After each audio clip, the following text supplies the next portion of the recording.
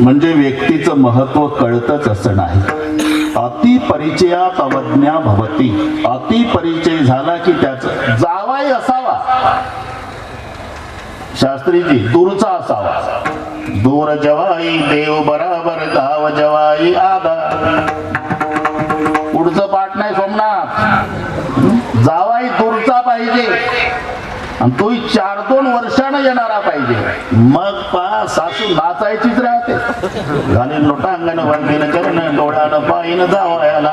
पण जावाई दूरचा आणि 4-2 वर्षानं येणारा. जर जावाई 4-2 वेळा येत असेल दिवसात तर सासू वैतागून दरवाजात उभी राहून, हे जावाया ते तांबडी बादली भरली नळावर माझी तयार येताना, इतका दर्जा खाली जातो. म्हणून दूर जवाई देव बराबर गाव जवाई आधा. पुढचं नाही पाठ कशा राहू दूरचा पाहिजे. अति परिचय खोटा मान राहत नाही. प्रगट दिसतो भानू जगे तुच्छ पाही. लघु शशी दितीचा वंदिती सर्व भावे. म्हणून सकया रे दूर देशी राहावे. जय जय रघुवीर समर्थ. अति परिचय खोटा मान राहत नाही. अति परिचय महत्व संपत. लघु शशी द्वितीयेचा बीजेच्या दिवशी चंद्राची कोर पश्चिम दिशेला अख्ख्या गावातल्या महिला ओवाळाला. घाई करता का चला लवकर, हे मावळलं तर महिनाभर नाही दिसायचं, चला लवकर. सगळ्या गावातल्या महिला बीजेच्या दिवशी चंद्राची कोर ओवाळतात जी पश्चिम दिशेला.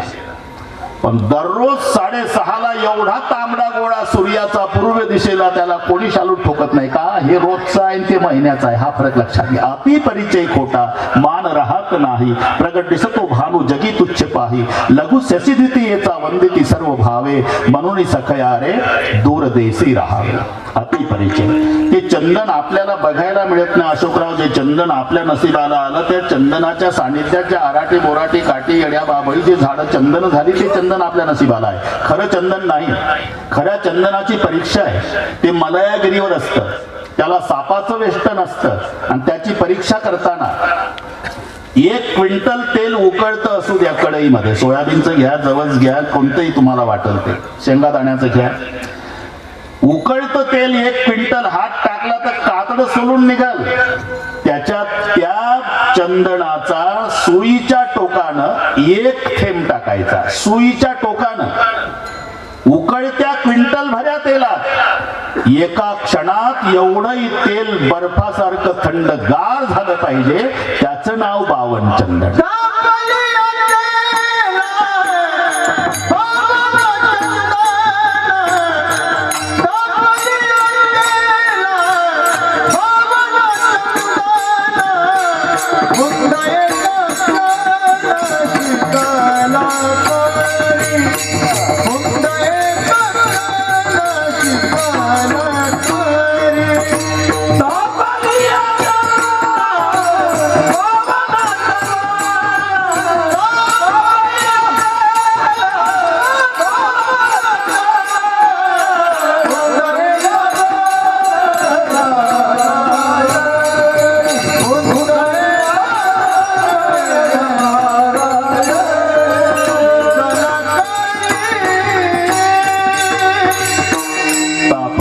तेला बावन चंदन बुंद एक क्षण शीतळ तरी. एकच बुंदन एका क्षणात थंडगार करतं एवढंही तेल.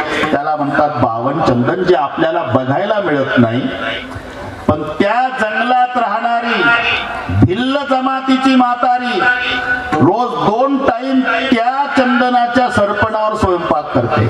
तिला वाटत नाही महत्व का? अति परिचय. बस लक्षात घ्या. अति परिचय झाला की महत्व संपत. तसं नरदेहाचा आणि आपला अतिपरिचय झाला, रोजचा झाला.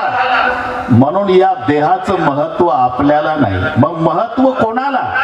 स्वर्गीचे अमरा इच्छिता देवा. स्वर्गीचे अमरा इच्छिता देवा. स्वर्गीचे अमरा इच्छिता देवा. स्वर्गीचे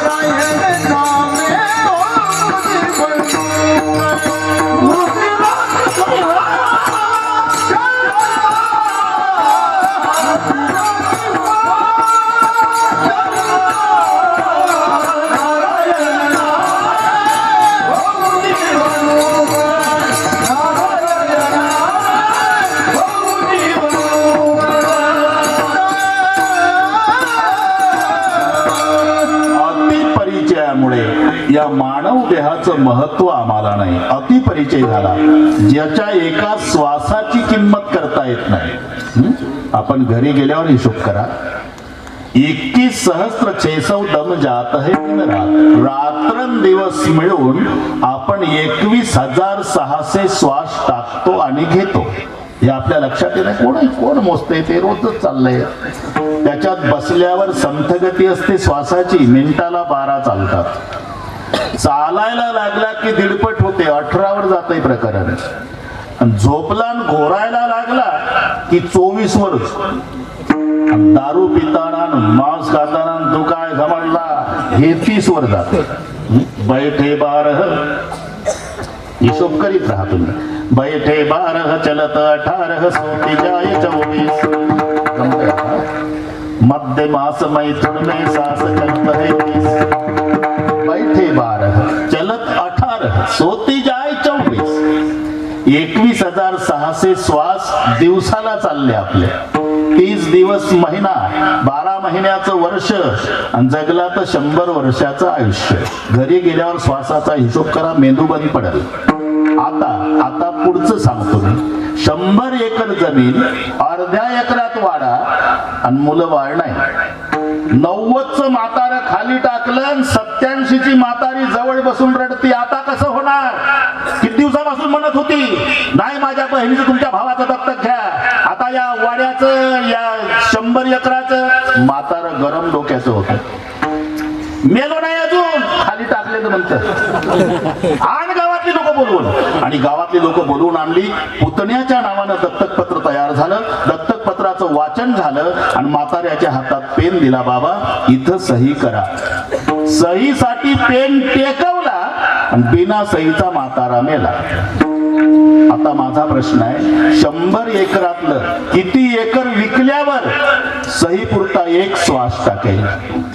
जिथे एका श्वासाची किंमत होत नाही नरदेहाच्या, असे 21,600 दिवसाचे, 30 दिवसाचा महिना, वर्ष 12 महिन्याचं, आयुष्य 100 वर्षाचं, असा अमोल किमतीचा नरदेह आम्हाला मिळाला. पण अतिपरिचयामुळे त्याचं महत्व आम्हाला नाही. मग कोणाला?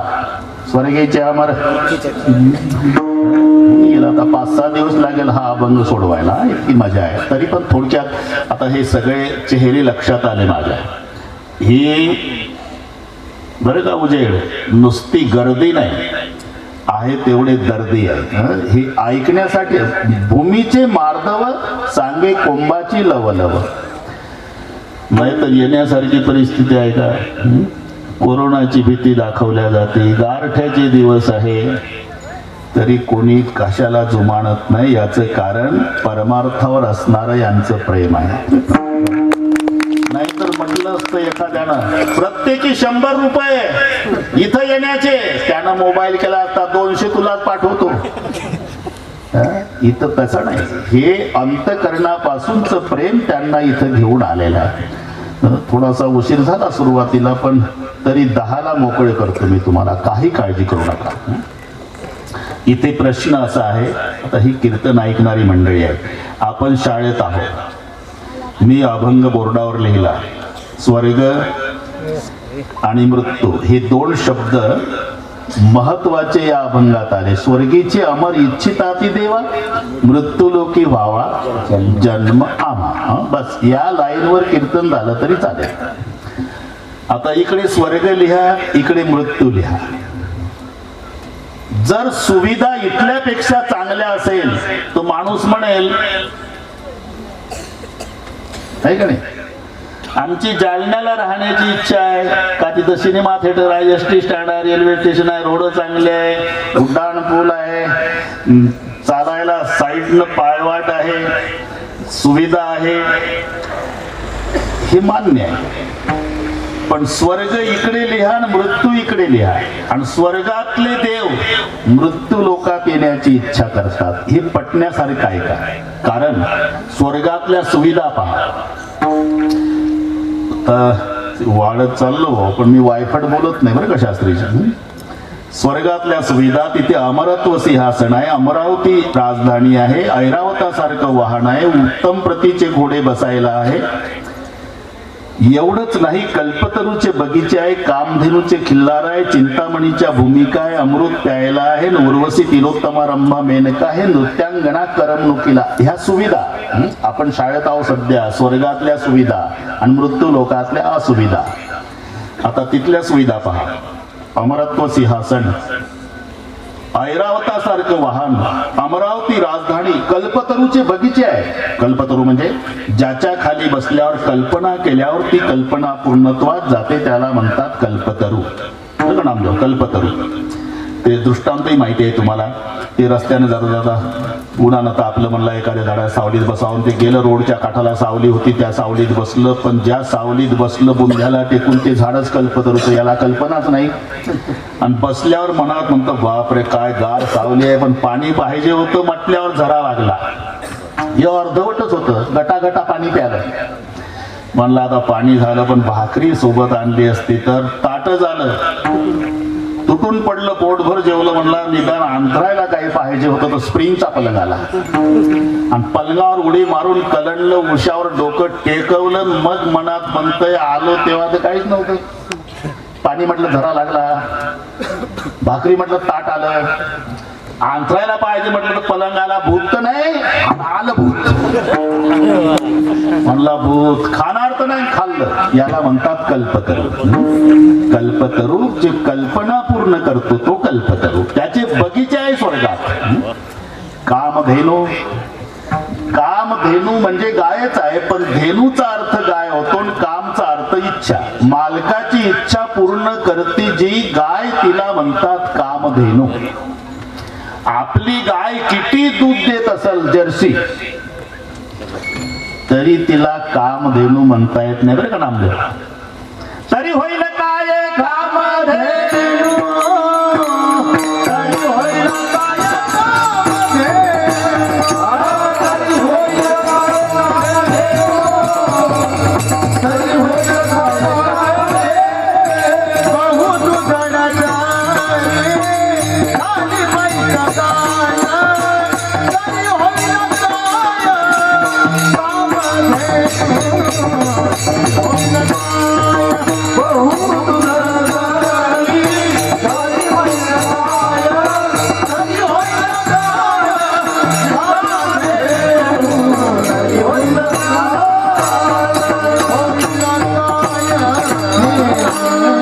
पाहू दुधड जरी झाली म्हैस गाय, तरी होईल काय काम. उदंड त्या गायी म्हशी आणि शेळा, परी त्या निराळा कामधेनू.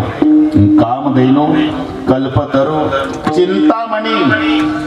चिंतामणी त्याच्या सडका आहे स्वर्गामध्ये. चिंतामणी म्हणजे एक मिनिटात सांगतो. ज्याच्याकडे चिंतामणी रत्न असेल ना, त्यानं सकाळी सूर्योदय झाला की देव्हाऱ्यातली जागा सारवायची आणि तालुक्यातून उसन्या नोटा गोळा करायच्या बरं का अशोकराव. 2-4 पोते 2000च्याच नोटा आणा तांबड्या आणि त्या रत्नावर टाका आणि दौंडी द्या तालुक्यात. ज्याला जेवढ्या नेता येईल, ज्या ज्या साधना आणि फुकट. सकाळी सूर्योदयापासून कंटेनरनं नोटा वाहू द्या. सूर्य मावळल्यावर पुन्हा जेवढ्या सकाळी टाकल्या तेवढ्या शिल्लक राहतात. याला म्हणतात चिंतामणी. ते चिंतेल्या अर्थात. मी का सांगतो, तिथल्या सुविधा. त्या चिंतामणीच्या सडका स्वर्गामध्ये, कल्पतरूचे बगीचे स्वर्गामध्ये, कामधेनूची खिल्लार स्वर्गामध्ये. एवढंच नाही, तिथे अमृत प्यायला आहे स्वर्गात. उत्तम प्रतीचे घोडे बसायला आहे. ते आपलं घोडं नाही. आपलं घोडं गाढवापेक्षा मोठं, घोड्यापेक्षा लहान, मधली आवृत्ती, केसापेक्षा गोमाशा जास्त. तरी मालक म्हणतो पठ्ठ्याच्या घोड्यासारखं घोडं नाही. कसं आहे, तट्टू माझा रत्न घोष किती चालतंय. 7 दिवसात 3.5 कोस. एक मारला फोक मागे सरे कोस कोस. तरी घोड्याचंच वर्णन. ते मारवाडी भाषेत त्याच्यापेक्षा मजेदार आहे बरं का शास्त्री. बट भटजीनो घोडो, बड भटजीनो घोडो, घोडो को. इथं कोणी मारवाडी नाही ना, ठीक आहे, मग आपलंच राज्य आहे. आपण काय त्यांची भाषा वापरतो फक्त. बड भटजीनो घोडो, घोडो को खानो घनो चलनो थोडो, एक मारो छडो नीचे भटजी ऊपर घोडो. त्यांच्याच घोड्यात उच्च श्रवा खाचे खोरणे स्वर्गामध्ये उत्तम प्रतीचे घोडे बसायला आहे आणि तिलोत्तमा उर्वशी रंभा मेनका या नृत्यांगणा करमणुकीला आहे. इथे पखवाद आहे, वीणा आहे, तबलान पेटी नाही. बाजई ताल पखावज वीणा मी स्वर्गात सांगतो, मी जाऊन आलो म्हणून सांगतो. बाजई ताल पखावज वीणा नृत्य करे अप्सरा प्रवीणा रंभादिक सुर नारी नवीना सकल संसार कला प्रवीणा करे तान भौतान तरंगा बहुपदी क्रीडई पाणी पतंगा. हे स्वर्गातलं सांगतो मी. तुम्हाला समजलं नाही पण गोड वाटलं मला चांगलं माहिती. बाजई ताल पखावज वीणा, वीणा आणि पखवाद स्वर्गात आहे. तुमच्या संस्था चालकाला धन्यवाद. आमचा संप्रदाय मी नेहमी कौतुक करतो मुलं शिकवणाऱ्याचं. याचं कारण सांगतो. 10,000 लोकांच्या पुढे कीर्तन करणारा कीर्तनकार मोठा नाही, हजारो कीर्तनकार निर्माण करणारा महाराज मोठा आहे. म्हणून त्यांना धन्यवाद. तुमचा संप्रदाय हा बाजई ताल पखावज वीणा, बाजई ताल पखावज वीणा नृत्य करे अप्सरा प्रवीणा. पण कोण कोण? रंभादिक सुर नारी नवीना सकल समसर कला प्रवीणा करे गान बहुतान तरंगा बहुगदी क्रीडई पाणी पतंगा. हे करमणुकीला. आता स्वर्गातल्या सुविधा झाल्या ना. चला आता मृत्यू लोक. आपला अभंग डोळ्यापुढे ना. इकडे स्वर्ग, इथल्या सुविधा सांगून झाल्या. आता मृत्यू लोकातल्या असुविधा. इथे ऐरावतासारखं वाहन आहे, इथं रॉकेलवर चालणारी जीप गाडी आहे. दगडाच्या उटी लावून उभी करायची उताराला आणि चॉकलेट वाटून लेकरं जमा करून सुरू करायची आणि मग दिवसभर जालना जालना जालना. तिथे ऐरावतासारखं वाहन आहे, इथे रॉकेलवर चालणारं वाहन आहे. तिथे अमरत्व सिंहासन आहे, इथे 5-5 वर्षानं बदलणारं आसन आहे. तिथे कल्पतरूचे बगीचे आहे, इथं येड्या वावळे. इथं कामधेनूची खिल्लार, इथं जर्सी गायची खोंड.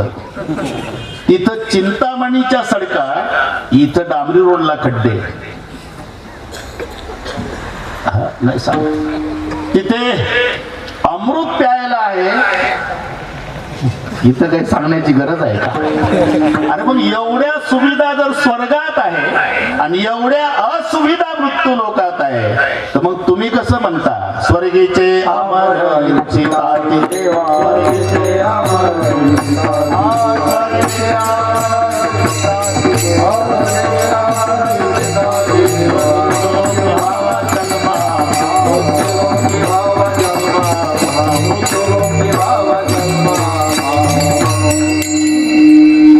वडगावपेक्षा सुविधा जर जालन्याला असेल तर माणूस तयार होतो जालन्यालाच राहू आपण, तिथं सुविधा आहे. पण जालन्यात फ्लॅट सिस्टीम मध्ये बटन दाबून 4थ्या मजल्यावर जाणार म्हणणार आहे का मला पोकळ वडगावला घर बांधायचं आहे? तसं स्वर्गात एवढ्या सुविधा आहे, तर मग मृत्यू लोकात एवढ्या असुविधा असताना ते कसं काय म्हणतात? आणि म्हणत नसतील तर का लिहिलं? स्वर्गीचे अमर इच्छिताती देवा, मृत्यू लोके व्हावा जन्म आमा. दुसरं एक कारण, आता स्वर्गातील देवतांचे देह आणि आपले देह, ज्या देहाची ते अपेक्षा करतात त्यांच्या देहाचा विचार करा, ते मलमुक्त आहे आणि आपला देह मलयुक्त आहे. या दोन देहाचाही डोळ्यापुढे विचार आणा. ते शुकाचार्याच्या पुढे रंभा आली, शुकाचार्याच्या पुढे आणि विनंती करू लागली. रंभा एवढी वागविलास वचने बोले शुकेंद्रापती बाणा, ही विनंती मनात संदेह द्यावी रती ब्रह्म विष्णुमय सर्व युवती अधीनची वर्तती. रंभा म्हणाली, शुकाचार्य अहो काय एकटा बसलाय तर डोळे लावून? ब्रह्मदेवाला बायको आहे, विष्णूला लक्ष्मी, शंकराला पार्वती, घ्या उरकून. तेव्हा शुकाचार्य म्हणाले, रंभा संसारी सुख वाटते तरी तया योगी कसे त्यागिती. टाकुण निज मंदिरादर कुठे दुःखाचे का भोगिते. टाकुण गिरजे शंकर कशास गेला वना. रंभे जाय लवकरी उगीच कागे मांडली वल्गना. शुकाचार्य. रंभेला वाटलं शास्त्रीजी हे 12 वर्ष मायेच्या पोटात होतं, घाणीनं वैतागलं. म्हणून रंभा म्हणाली, रंभा म्हणे शुकमुनी ऐक माझी या उत्तरा, नारीच्या इतरा तसे गणितसे कैशिनी योगेश्वरा, तया पोटी मल वाहतसे विमल की आमीच देवांगणा, चिरिया उदरा सुगंध धमके विश्वास आणि म्हणा.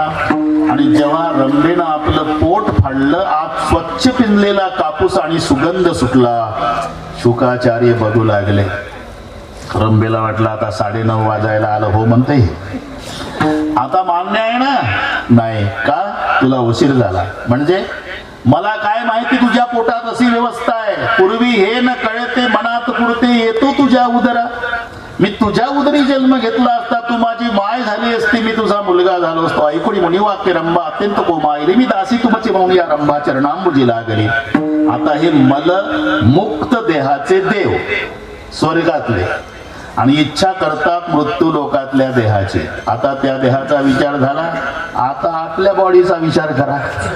अरे चांगल्याचं वाटोळ करण्याचा कार्यक्रम आपलं शरीर करतं, हे लक्षात ठेवा. तोपर्यंत दगडू हलवायच्या दुकानात बर्फी भरते समय, वजन 1 किलो 150 ग्राम, किंमत 625 रुपये, तोंडाला पाणी सुटतंय. पण घरी आणली याची संगत झाली की 12 तासात बिघडती बर्फी. पोटे घालता दिव्यान्न, काही विष्टा काही वमन, भागीरथीचे घेता जीवन तरी होय लघुशंका. तोपर्यंत गर्दी आहे, मला द्या तीर्थ, मला द्या तीर्थ मला. आणि यानं तीर्थ घेतलं की लघवीत रूपांतर होते, मिष्टान्न सेवन केलं की विष्टेत रूपांतर होते. चांगल्याचं वाटोळ करायचा कार्यक्रम आमचं शरीर करतं. एकदा ते गुरुवर्य दुंडा महाराज गोष्ट सांगायचे बरं का अशोकराव. चंद्रभागेत वारी संपल्यावर डुकरांनी मिटिंग घेतली. आता कोण घेईल काही सांगता येतं का? वारी संपली, चंद्रभागा मोकळी झाली आणि सगळे पंढरपुरातले डुकर वाळवंटात एकत्रित आले. मिटिंगची वेळ रात्री 12 ते 3 होती त्यांची, म्हणजे माणसाला त्रास होऊ नये. त्यात मोठं डुकर अध्यक्ष झालं. विषय होता की सगळ्यामध्ये घाणेरडा देह कोणाचा. डुकराच्या मीटिंग मध्ये विषय, तुम्ही लय सेंट लावून पुशारिका मारू नका. इथे आपणाला कशा करता एकत्रित केलं याची कल्पना असली तरी सांगणं हे माझं कर्तव्य आहे की आपणाला बघितल्यानंतर माणसं नाकाला फडकं का लावतात. अध्यक्ष डुकर म्हणलं बाकीच्यांना, दगड हाणतात. आपण काय एवढे घाणेरडे आहोत का? अरे माणूस माणूस म्हणजे काय? अध्यक्ष डुकर म्हणलं. काय महाराज? अरे माणूस म्हणजे आपल्या स्वयंपाकाचे भांडे. त्यांच्या मीटिंग मध्ये निर्णय झाला आपल्या बॉडीचा, म्हणून लय कानामध्ये फळा लावून येऊन जाऊ नका. डुकर म्हणतात माणूस म्हणजे आपल्या स्वयंपाकाची भांडी आहे. कारण डुकराचा स्वयंपाक कोणत्या भांड्यात तयार होतो? सुकरासी विष्ठा माने सावकाश, सुकरासी विष्ठा माने सावकाश, काय गोडी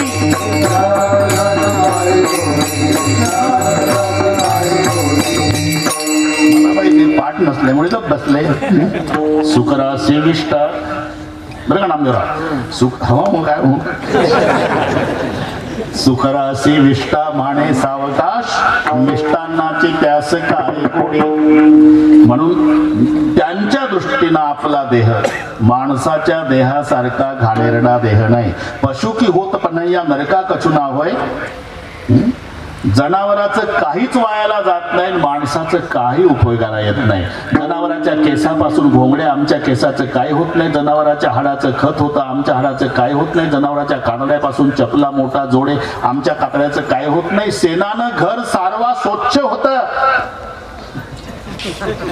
आम्ही काहीच बोललो नाही, तुम्ही का हसता हे कळत नाही. समजा माणसाला वरचं कातडच नसतं तर कसे दिसले असते? 2 हातात वस्तू घेऊन फिरला असता माणूस, एक केरसुनी आणि एक काठी. दिवसभर कातड नसल्यामुळे माशा बसल्या असत्या दिवसभर, त्यासाठी केरसुनी. आणि कोण्याही गावात गेल्यावर कुत्र्याने हल्ला केला असता आपलं मटेरियल पाहून काठी. एक बरं झालं, वरी चर्म घातले रे हो ना, त्याच्यामुळे माणसाजवळ माणूस बसतो.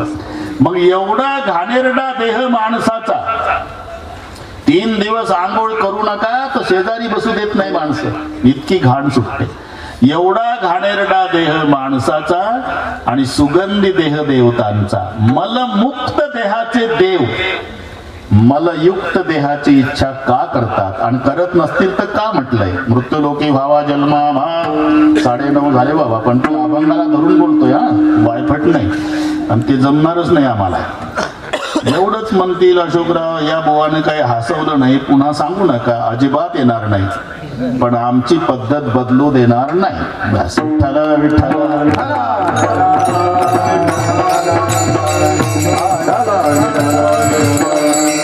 स्वर्ग आणि मृत्यू, तो देह आणि हा देह, फरक एक आहे, परिवर्तनशीलता या देहात आहे, त्याच्यात नाही.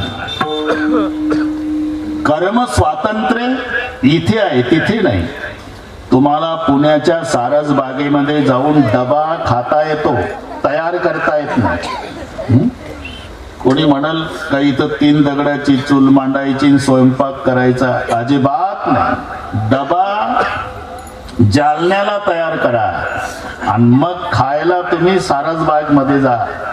ते डबे खायचं ठिकाण आहे, हे तयार करायचं आहे. मृत्यू लोकात कर्म स्वातंत्र्य आहे. हे डबे तयार करायचे म्हणजे माऊलीच्या ववीत सांगतो, म्हणती संसारी जन्मीजे यज्ञाधिक कर्म कीजे आणि स्वर्ग सुख भोगीजे, म्हणजे डबे खायचे. बस बस, सरळ. स्वर्ग सुख भोगीजे मनोहर. पण डबे संपल्यावर पुन्हा डबा तयार करता येत नाही. मग तया पुण्याची पावटी सरे, सवेची इंद्रपणाची उटी उतरेन, येऊ लागती माघारे मृत्यू लोका.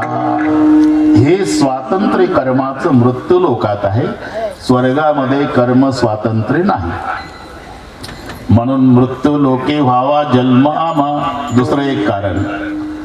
बाकी सर्व आहे, पण आपण जो आनंद उपभोगतो तो स्वर्गात नाही. हा सुख सोहळा स्वर्गी नाही, हा सुख सोहळा स्वर्गी नाही, हा सुख सोहळा स्वर्गी नाही, हा सुख सोहळा.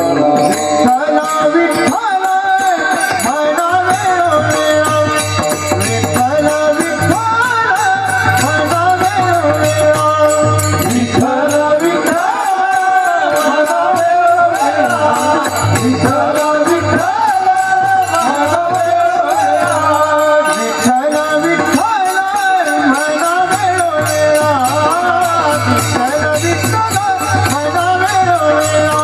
विठ्ठल विठ्ठल